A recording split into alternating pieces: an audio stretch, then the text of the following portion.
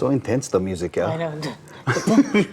We will catch those suspects. Yes. Welcome back to Island Life Live. Sergeant Edmund Ho is back with us from CrimeStoppers Honolulu. And if the information you provide leads to an arrest, you could earn up to $1,000. All right, ready, Sergeant Ho? Ready. Let's go. Our Let's first go. case is classified as a theft in the second degree. Yes. Okay, so on Friday, December 26, 2025, at approximately 10:37 a.m., an unknown male suspect entered a hardware store in Pearl City, selected and concealed merchandise, and exited the store without making payment. This is a favorite target, yeah? People like to go to these home improvement stores. Yeah. Yes, you know, they have high dollar value. And again, you know, theft second, the felony case, yeah? All right, we see him with his sweater over here, but give us his description. Yeah, so unknown Polynesian male, large build, brown complexion, wearing a tan sweater, gray sweatpants, black slide slippers, and a gray baseball cap. And if you look carefully, you can see the items he's concealing, and what he does is he ends up putting it in his pants.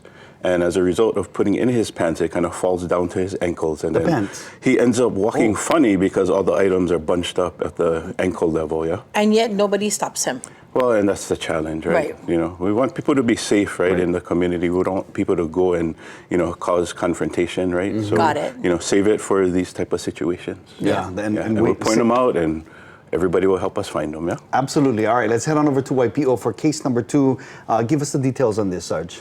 Okay, so on Monday, February 16, 2026, at approximately 5:48 p.m., unknown suspects entered a retail establishment, selected merchandise, and exited the store without making payment. The suspects appear to be working together during this incident.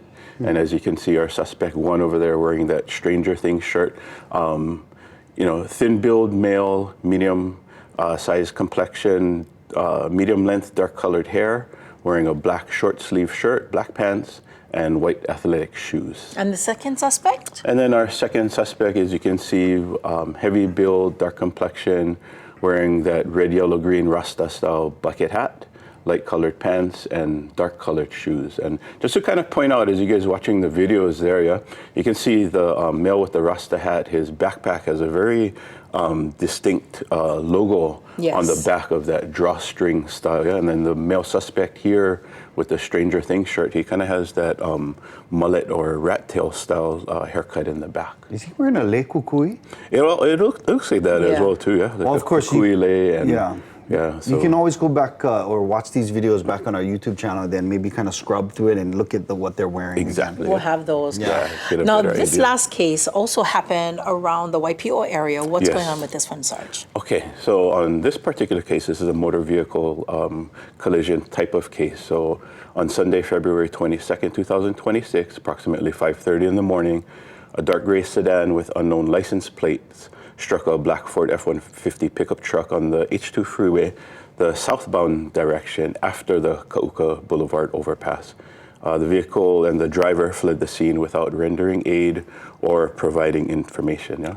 And there was some injuries sustained, right? Yeah, so unfortunately, the passenger sustained substantial bodily injury and the driver sustained bodily injury, yeah? One more severe than the other, yeah? Yes. So the substantial is usually fracture, burn, and then bodily injury is pain.